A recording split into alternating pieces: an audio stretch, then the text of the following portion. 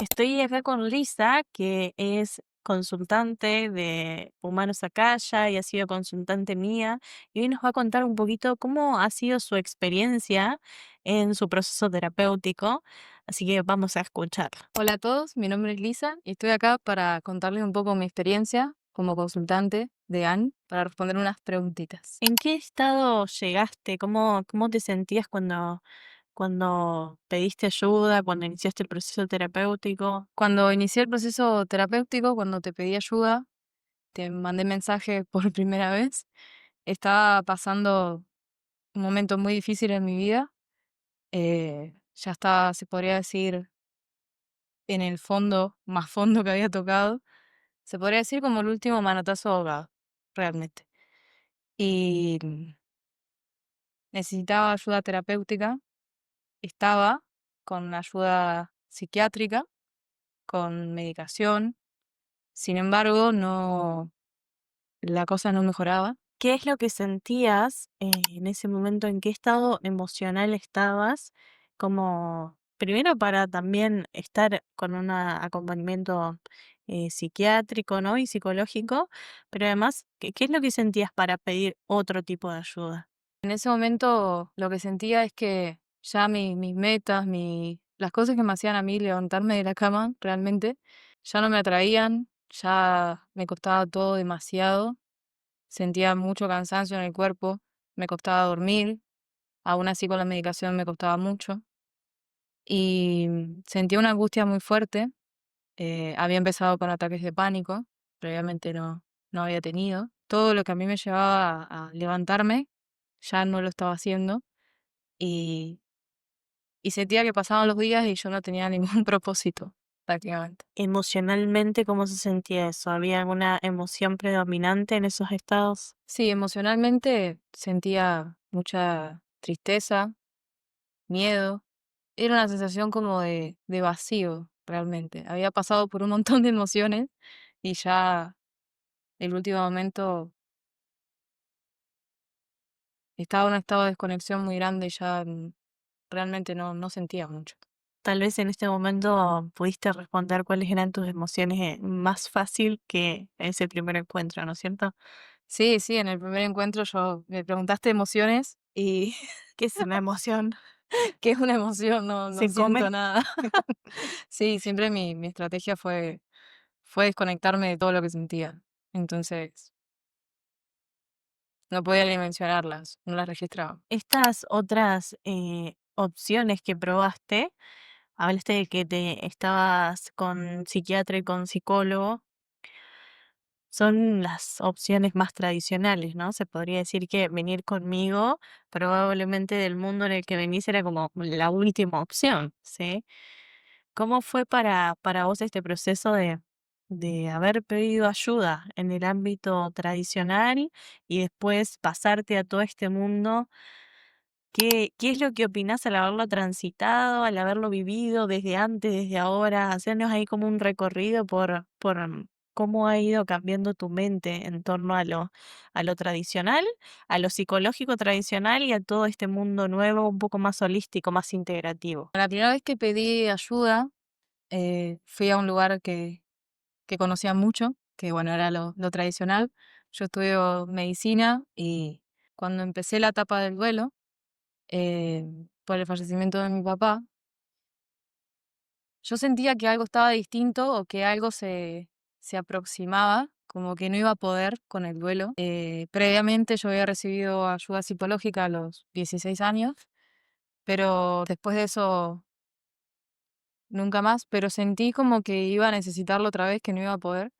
Entonces enseguida fui y pedí ayuda a un psiquiatra, eh, sin saber realmente por qué iba a pedir ayuda. O sea, en el momento fue muy difícil de explicarlo porque yo no estaba cursando un duelo patológico todavía, estaba como recién empezando, ni había caído en cuenta que estaba transitando un duelo.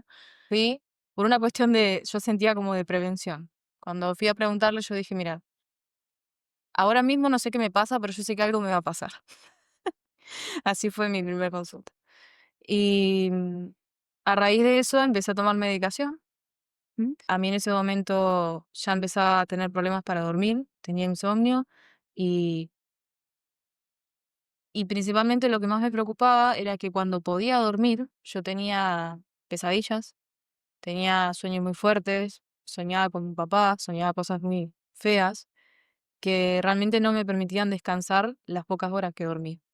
Entonces, la primera medicación fue apuntada a eso, que fue a poder dormir. Y, y ahí empezó mi proceso terapéutico con la psiquiatría en sí. Pasaron los meses y ya había empezado a tener otros síntomas, que era, bueno, el cansancio, la pérdida de la motivación para el deporte, para estudiar, para todo.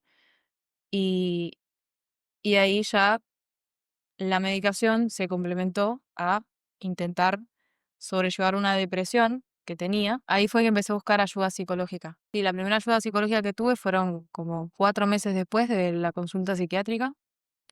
Y realmente no sentía que no me funcionaba. Me era muy difícil, no tenía una confianza para hablar, no, yo no tenía ni siquiera las herramientas para contar lo que me pasaba, porque nunca lo había hecho. Entonces, era como una hora de contar cómo estaba más que nada la sintomatología, pero no más allá de eso, no ni buscar el porqué de las cosas, ni el núcleo de lo que estaba pasando.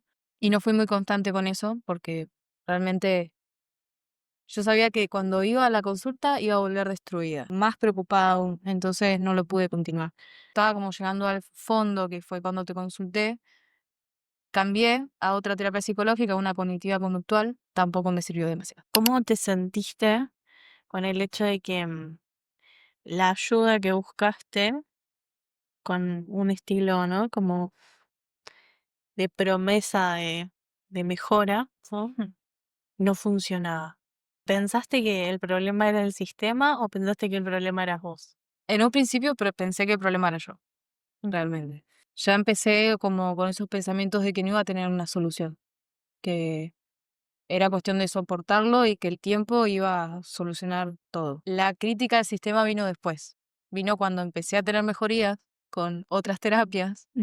y ahí fue cuando empecé a decir, bueno, che, ¿qué pasa? ¿Qué pasa con lo tradicional? O sea que frente a la no evolución del estado de la situación, lo primero que hiciste fue decir, bueno, evidentemente hay un problema conmigo. Sí, totalmente. Lo primero que pensé fue eso. ¿Y pudiste comunicárselo a alguna de las personas con las que estabas haciendo esos procesos? ¿Que sentías esto, o que evidentemente creías que había un problema con vos y por ende no estabas pudiendo tomarlo? No, no, realmente no lo pude comunicar. De hecho, cuando abandoné la primera terapia psicológica, mandé un mensaje. Fue más un mensaje como diciendo, quédense tranquilos que yo voy a buscar otra manera, como fue esa despedida, pero en ningún momento se me preguntó si qué estaba pasando, por qué lo dejaba. Nada, simplemente Se cortó, o sea, sí. nadie te dijo qué pasa, ¿no? O sea, Ujú. invitó a la conversación para ver qué había más allá. No, no, fue un saludo de despedida y que te mejores.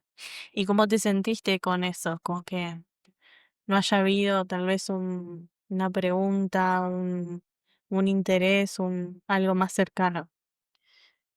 Y en el momento reafirmó lo que yo creía, que había un problema conmigo, porque yo creo que ese mensaje fue como un último llamado de la atención. O sea, yo estaba pidiendo que me ayuden de alguna manera, que si no me iba a ir y nadie me dijo nada. Como que una parte de vos creyó que nadie te decía nada porque como que querían que te vayas. Sí, sí, como que sí, que era un problema conmigo, bueno, no te podemos ayudar, busca ayuda en otro lado. Y después, en la otra terapia, cambió un poco esa cercanía, esa manera de ser con el paciente, con el consultante, ¿o no? Cambió desde el lado de la ayuda en la expresión, que yo creo que eso es muy importante a la hora de charlar con cualquier paciente, porque uno no viene con todas las herramientas de cómo expresar lo que uno siente. Eh, Llega y espera una solución. Yo venía acostumbrada a eso, a vengo con el problema, dame la solución. Y a veces o sea, a veces no, siempre la solución está con nosotros. y tenemos que aprender a poder expresarlo y hablar de lo que está pasando. Entonces, yo creo que el principal cambio que hubo entre una terapia y la otra fue que en el momento de la entrevista se hacía hincapié a que yo pueda expresar lo que sentía. Entonces, ya en mi mente se iban creando como soluciones, o por lo menos ya el problema no era el síntoma, el problema no era no estás durmiendo, el problema era todo lo que estaba detrás de eso, que necesitaba expresarlo. Entonces, la primera diferencia entre una y la otra fue principalmente eso, en el momento de la entrevista, poder expresarlo bien. ¿Cómo fue el proceso de transición de esas ayudas a la ayuda que encontraste en Humanos Acaya, en mi espacio terapéutico? ¿Cómo fueron estos cambios, estas diferencias que pudiste notar? Y también un poco cómo fue tu proceso, cómo comenzó este proceso. El proceso comenzó después de nuestra primera consulta.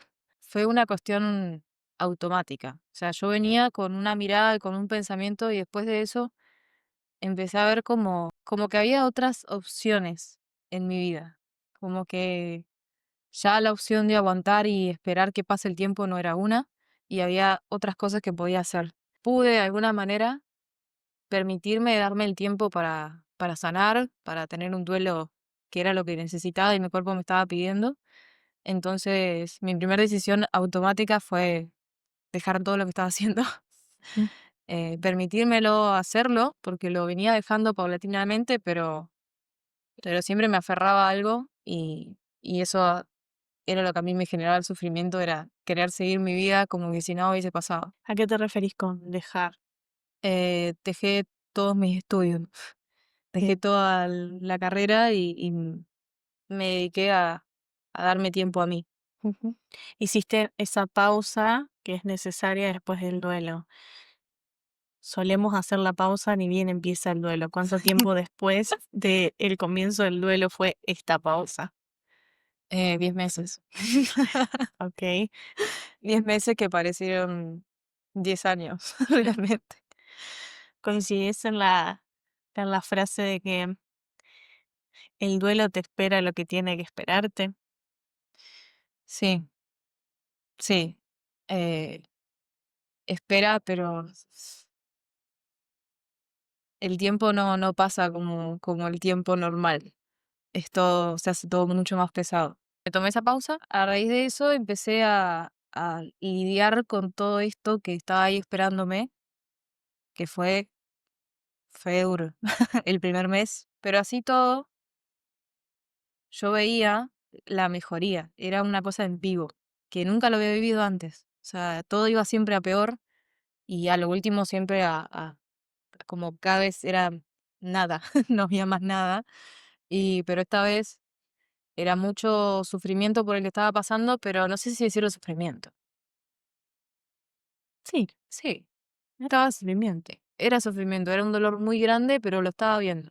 Me estaba enfrentando a eso y, y así fue el primer mes. Justo coincide que después de ese mes se cumple un año de la muerte de mi papá. Entonces, eso yo lo considero como la primer como recaída, que no sé si es una recaída porque es esperable, o sea, fue una fecha difícil. A raíz de eso fue que empezamos a tener todas las consultas más seguidas. Y en ese momento, en esa semana que fue de, de nuestras consultas intensas todos los días, fue que decidí dejar dejar la medicación que estaba tomando. Y porque me sentía segura, realmente, sentía que no la necesitaba. Dejaste la terapia psicológica cognitiva conductual, sin embargo, desde el momento en que hicimos la primera consulta, nunca más dejaste el proceso terapéutico. No, no, nunca más.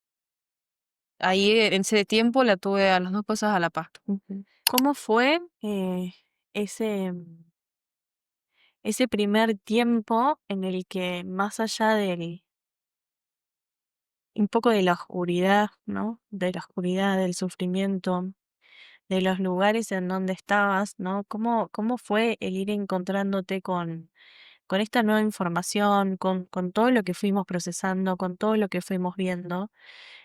¿Cómo fue esa primera parte? Estamos hablando como de esa estamos ahora en el 2025. 2024, como esa última parte del año, Mm. octubre, noviembre, diciembre, ¿no? Ese proceso, ¿cómo podrías describirlo? En torno también a lo que fuiste aprendiendo, porque hoy hablabas de las terapias, de los otros acompañamientos psicológicos, y hablabas de como que no tenías los recursos para poder expresarlo, para poder decirlo, como que no sabías y tampoco es que estabas aprendiendo, ¿no? Em, También hablabas de esto de que no se buscaba como el origen o el núcleo, o era como que siempre estaban en el mismo lugar, ¿sí? Entonces, en comparación también con ese proceso, ¿cómo sentís que fue esos primeros momentos? Esos 3 meses tuve mucho miedo, realmente, mucho miedo. Em, y ahí fue que empecé a, bueno, a meditar. Fue como me acuerdo que fue la primera herramienta que me diste. Y una nueva forma de descansar mi mente que no sea durmiendo y teniendo pesadillas, que era lo que me atormentaba siempre, más que había dejado de tomar la medicación. Los sueños volvieron, y nada, sí fue de mucho miedo esos primeros 2 meses, y con esta herramienta de la meditación me ayudó un montón. La otra herramienta que me sirvió mucho fue empezar a escribir, más allá de que yo lo venía haciendo, lo hacía con otra intención, lo hacía con una intención como de urgencia. Mm, No era una cosa que hacía todos los días, sino cuando necesitaba, digamos, ya no, ya no daba más y agarraba el cuaderno y me ponía a escribir. Y eso muchas veces terminaba desembocando en una crisis, porque de repente todo lo que no pensaba y todo lo que no y sentías lo venía como una catarata. claro, exactamente. Entonces, nada, eh, al hacerlo más y más constante todos los días, aún si no tenía nada que escribir directamente, surgían cosas y ya no eran todas cosas malas, ya no eran todos malos pensamientos que quería verlos cara a cara en un papel, sino que había cosas lindas y eso me ayudó mucho. Fue la primera vez que yo conocí todo este mundo completamente opuesto del que vengo. Y no solamente por la carrera de medicina, sino por mi familia, por todo, completamente opuesto. Sí, fue una nueva visión de que yo decía, ¿dónde estaba todo esto antes? ¿Por qué nunca lo había visto? Eh, y vino a como a tapar esa decepción que tuve, pues realmente fue porque de repente cuando pedí ayuda en el mundo en el que yo estaba y no la pude recibir y yo sentí una decepción muy grande. Y no era una decepción hacia alguien que yo le había pedido ayuda, sino era una decepción hacia quien me quiero convertir, que era demasiado, demasiado. Incluso cuando empezó a pasar eso, em, ¿Te referís a vos como médica? claro, exactamente. Cuando empezó a pasar eso, ya mis logros que me costaban demasiado, los aprobar parciales y eso en ese momento, llegando a septiembre, eh, ya no me daban felicidad. Realmente no. Si me quedaba un poquito como de motivación, ahí se terminó de ir. Como una Entonces, anestesia. sí, en estos 3 meses, conjunto al miedo y a las herramientas nuevas y todo lo que estaba pasando, apareció esta nueva motivación, esta nueva idea de que había un mundo que no conocía, que en muchas partes coinciden los propósitos y nada, fue una nueva esperanza de que podía seguir con lo que estaba haciendo. Hablas de que en estos 3 meses como que los sueños volvieron a aparecer cuando dejaste la medicación y demás. Cuando estabas tomando la medicación, los sueños se habían ido. O estaban. No, yo tomaba mucha medicación para justamente no soñar, Ok, para poder dormir. bien. No estamos recomendándole a No nadie. recomendamos a nadie hacer esto. Y tampoco estamos recomendando dejar la ayuda psiquiátrica en el caso de que la tenga. Ni dejar de ir con su médico. No estamos recomendando nada de eso. Simplemente No, es una. pero bueno, es la realidad y estas cosas a veces pasan. Entonces, cuando dejaste la medicación y empezaron como a volver los sueños, fue como un, Sí. ok, nos enfrentamos de nuevo a esos monstruos, ¿no? Con la terapia, ¿los monstruos desaparecieron o les hiciste frente? No, los monstruos están ahí todavía. Nunca se fueron, nunca se fueron. Pero ya los conozco bastante. Ya no dan tanto miedo como antes. Cuando los vi, es como que esto va a sonar medio loco, pero yo lo creo así. Mientras menos los veas, a todo lo que la mente te está mostrando en forma de pesadillas, en forma de sueños, de lo que sea, más fuerte se hace. Entonces, cuando dejé de tomar la medicación y empecé a ver todo esto de nuevo, realmente esos monstruos estaban evolucionados desde la última vez que los vi. Como que siguieron alimentándose Sí, y creciendo, aun sí, cuando no los veías. exactamente. Y cuando los volví a ver fue como, fue fuerte. Pero ahí están, los conozco bastante y ya no dan tanto miedo como antes. Pero bueno, el objetivo de la terapia no es que desaparezcan. Ujú. ¿Te enfrentaste sola a esos monstruos? No, no, siempre estuve acompañada. Sí. Esos monstruos se vuelven como cachorritos después. Sí, sí. Si tuvieras que, explicarle a las personas que están viendo este video a qué te referís con monstruos, ¿qué les podrías decir? Porque dicen, capaz que dicen, están medias chapa estas, También esquizofrénica. que están hablando de monstruos. Con monstruo me refiero a los pensamientos que aparecen, esos pensamientos que intentan despreciarte, las cosas que nos decimos antes de acostarnos. En mi caso, por el duelo que estaba pasando, eran pensamientos de mucha culpa, de no poder haber hecho algo. Sí, eran pensamientos que me traían una sensación de tristeza muy fuerte. A eso le llamo monstruo. Acá como para agregar al proceso un poquito de explicación, también el sufrimiento se da en la mente, ¿no? El sufrimiento es psíquico. Entonces, todos estos monstruos, por supuesto que no los estamos viendo acá, sino que son monstruos mentales, psíquicos que tenemos que se alimentan con todas esas. Mientras más dejamos rienda suelta a la mente para que nos diga un montón de tonterías, más crecen esos monstruos, ¿no? Entonces, esa es la diferencia entre el dolor y el sufrimiento. La vida duele, las cosas que pasan en la vida duelen, los duelos, las muertes, las pérdidas, los cambios, duelen. Siempre va a haber dolor. Sin embargo, el sufrimiento de tener una mente que está constantemente creando un montón de realidades que no están pasando y un montón de escenarios que nos generan más dolor del que ya hay, ¿sí? Eso no es necesario. Y justamente es lo que hizo que puedas pasar de transitar un sufrimiento, ¿no? Y un duelo que de alguna forma se estaba patologizando, ¿no? Sí. Que en realidad tiene que ver con no poder simplemente asentir a esa pérdida, ¿no? Y empezar como un proceso más de resignificación a través de aceptar ese dolor, ¿sí? Porque también es como que cuando no aceptamos el dolor de las cosas que nos suceden, más allá de si es una muerte o no, es como que nunca nos ponemos a ver que eso que nos está doliendo nos duele porque eso que pasó nos importa, ¿no? Entonces es como que algo me sucede y de repente no lo miro, lo ignoro, lo evito, y es como que le estuviese diciendo a eso que sucedió, no me importás, ¿no? Sin embargo, importa. Sí. Porque cuando las cosas, cuando amamos, cuando queremos, cuando las cosas son importantes para nosotros y algo se termina, algo cambia, hay una alquimia, hay un dolor.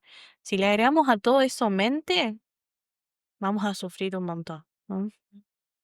Pero con el dolor sí podemos, que fue, sí podemos cuando tenemos los recursos para poder con eso, ¿no? Sí. Porque también el sufrimiento es una de las maneras que conocemos de afrontar ese dolor, ¿no? O de dejarlo ahí hasta que pueda verlo, ¿sí? Sin embargo, nos lleva a lugares mucho peores que si pudiésemos simplemente afrontar el dolor. Gran parte del sufrimiento viene de querer que las cosas sean de una manera distinta. Y yo durante esos 10 meses modifiqué mi realidad de tal manera que parezca que la muerte de mi papá nunca había pasado. Todos los días yo buscaba mil maneras de no pensar en eso, de seguir con mi vida, incluso demostrar que podía seguir con mi vida más allá de lo que había pasado. Entonces, a todo eso se debe el sufrimiento que yo tenía. Ujú. Em, y bueno, cuando vi que podía transitar el dolor, que lo que había pasado pasó y es así y me duele y aceptarlo tal cual, em, fue que dejé de sufrir, Ujú. porque dolor no es igual a sufrimiento, No, es muy distinto. el dolor duele, pero podemos con eso, ¿no? Con recursos podemos con eso. Con el sufrimiento no hay nada que hacer, más que meterse en un bucle eterno de pensamientos que no paran y que nos dejan en un lugar de mierda constantemente y cada vez más, ¿no? Sin embargo, el dolor por lo menos tiene es una ola, ¿no? Viene y se va, me deja un ratito descansar y vuelve, ¿no? Y a medida que va pasando el tiempo, el dolor se va absorbiendo, va tomando otra forma, se va transformando en fuerza, nos va dando espacio para nuevas motivaciones, para ver, volver a ver como los colores, el brillo de la vida, ¿no? Sí. Nuevas oportunidades, cosa que si nos quedáramos en el sufrimiento es como que quedan, como que tuvieran una nube negra, ¿no? Sí. Que va ocultando el sol, pero simplemente es la proyección de ese sufrimiento, ¿no? Si tuvieses que decirle algo a esas personas que están, todavía no saben si tener una consulta, si no, si ingresar en este mundo, todo este proceso de formación, ¿no? Del yo que quiero ser y también de reconexión con esa esencia, con eso que verdaderamente somos. ¿Qué le dirías a esas personas que están ahí como, no sé si hacer esta inversión, que es un compromiso en el tiempo, un compromiso con uno mismo, ¿sí? No es fácil tomar esa decisión de, ya lo sabes, ¿no? Mm. No es fácil tomar la decisión de embarcarse en el camino hacia uno mismo, ¿sí? Todo esto a mí me llevó a poder mirar hacia adentro, a saber por qué hago lo que hago, a tener un propósito. Y me parece que la vida lo más importante es eso, no hacer las cosas porque sí, porque tengo que hacerlas o porque creo que las hago por mí, sino hacerlas con un propósito y para saber cuál es nuestro propósito es importante mirar hacia adentro. Y muchas veces mirar hacia adentro es muy doloroso, es difícil, es un camino que da miedo. Sin embargo, con la ayuda adecuada, con el acompañamiento adecuado, puede hacer que todos esos caminitos hacia adentro sean más transitables. Es increíble cómo las cosas van cambiando en vivo. No es algo que vos decís, bueno, hago la formación, pasan 3 meses y después veo el cambio. No, uno va aprendiendo herramientas, las va aplicando en la vida. Aprendés algo una semana y a la otra semana aplicaste lo que aprendiste el día anterior. Entonces, como cambia la manera de ver la vida, cambia la manera de ver lo que hacemos y ayuda un montón a cualquier persona. Si estamos en esta vida, estamos por una razón y lo más importante es saber cuál es la razón por la que estamos acá. Y para eso hay que poder verse a uno mismo, que lo prueben, que es algo que se ve enseguida, se siente, cambia la perspectiva de todo. También les cuento que a raíz de todo el proceso que ha venido haciendo Lisa, de realmente el cambio tan marcado, tan impresionante, la manera en la que toma la información, la forma en la que se hace cargo de las cosas, em, por todo lo que ella es, por todo lo que ella puede y lo que ha hecho con lo que le ofrezco, porque la realidad es que yo pongo una cajita de recursos, una cajita de información, un espacio seguro, pero quien toma lo que ofrezco sos vos, son ustedes, ¿no? Entonces, esto es un compromiso entre dos partes, ¿no? Y Lisa, por todo este compromiso que ha tenido, por la manera en la que ha hecho suyo el proceso que propongo, también está en Humanos acá ya hoy como parte del equipo. Se está formando también como parte del equipo. ¿Cómo te sentís? ¿Qué es lo que pensás? ¿Qué es lo que te pasa con ser parte de Humanos Acaya? No solo haberlo vivido antes, o bueno, a raíz de haberlo vivido antes también el proceso y de seguirlo viviendo, y hoy también poder ser parte de Humanos Acaya como también una estructura que quiere cambiar algo en el mundo, algo más profundo, ¿no?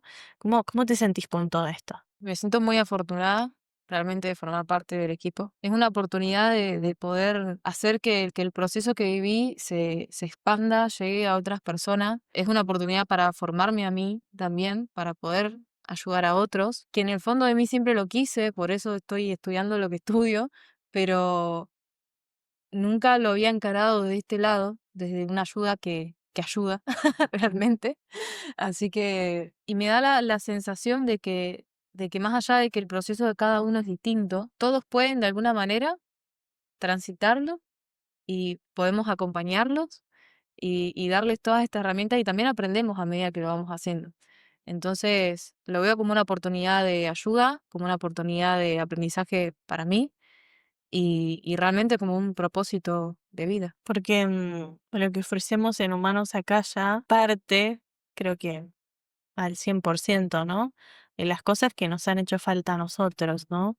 Y también de la necesidad del acompañamiento, de la necesidad de procesos más, más seguros, ¿no? Más, también más profundos, a veces más rápidos, ¿no? Porque no podemos estar en un proceso 20 años hasta que vemos un cambio. Sí. Nada, a cualquiera agota un proceso muy largo, ¿no? Sin embargo, cuando podemos ir viendo cambio, cambio, cambio, cambio, cambio, ¿no? Y vamos como escalando exponencialmente, ya la cosa es diferente. También queríamos hacer este testimonio porque como verán, fue una entrevista, ¿no? Que le hice a Lisa para poder un poco que nos cuente cómo fue su proceso, comprender cómo fue su proceso, pero nada de esto está guionado, nada de esto fue pautado o está siendo inventado. Lo pueden ver en su expresión, lo pueden ver en su tono de voz, en la manera en la que cuenta las cosas. Ni siquiera sabía que era lo que le iba a preguntar, ¿no? Por ende fue armando las respuestas a medida que las iba diciendo, ¿no? Y que tiene que ver con poder compartir realmente un testimonio honesto, real, que sigue sucediendo y que sigue pasando, y que además también está siendo parte de la reestructuración de Humanos Acaya, ¿no? Entonces me parece como uno de esos testimonios que eh, importa. Así que si estás en busca de un proceso profundo, real, eficiente, con cambios rápidos y donde puedas realmente hacerte cargo de tu vida, responsable de tus decisiones y quieras ver o quieras acercarte a este propósito del que habla Elisa, ¿no? A nuevas oportunidades, comunícate con nosotros. Te podemos ofrecer una llamada gratuita de media hora para poder ver si te podemos acompañar, porque tal vez no podemos, ¿no? Pero creo que en la mayoría de los casos sí podemos acompañarlos. Así que comunícate con nosotros para poder concretar una llamada. Y si te gustó este video, si te gustó este testimonio, así como más cercano, más personal, contanos en los comentarios, suscríbete a nuestro canal, dejanos un me gusta, porque realmente con ese simple gesto nosotros crecemos un montón y toda esta información puede llegarle a gente que lo necesita, porque esto que ofrecemos realmente hay gente que lo necesita y cuando las personas lo tienen realmente genera un cambio. Estamos ofreciendo un servicio que realmente nos transforma. Entonces, ese gesto de un me gusta, una suscripción o un comentario para nosotros puede ser algo que expanda muchísimo. ¿Qué le dirías a tu yo del pasado? Bien, cambiemos un poquito de año, salir del pozo y empezar a poder tener nuevas oportunidades, ir hacia adelante. ¿Cómo se siente todo eso? Se siente como que si pudiese elegir cómo hacer lo que hago, que yo antes no veía y seguía como el camino automático que hay que seguir. Todo. Mi vida es distinta desde esa vez. Los misterios y los regalos que nos trae la muerte, ¿no? Sin embargo, nos obliga a ir hacia un nuevo lugar, nos obliga a hacernos preguntas sobre nosotros mismos. ¿Quiero seguir de esta manera, no? ¿Es suficiente? ¿Cómo es hoy la relación con vos misma? Y lo que creía muchas veces que era por mí, en realidad era por alguien más. ¿Cómo cambió la relación con tu entorno? ¿Qué es lo que más te quedó de todo lo que hemos transitado juntas? Hoy esto es mi bandera. En mí lo que más importa. Eso fue lo que me dejó este proceso y creo que va a ser así toda mi vida. Es difícil tener la experiencia como tu máxima autoridad. O lo que no veo también lo creo. Ha hecho que nada, que vea la vida de una manera muy distinta. ¿Cómo te das cuenta que algo te hace sentido? Decís que venís del mundo de la medicina, de la ciencia. ¿Qué era lo que creías antes de todo lo que es alternativo o integrativo o holístico? ¿Qué es lo que fuiste experimentando en torno a todo este otro mundo? Creo que las cosas no pasan porque sí,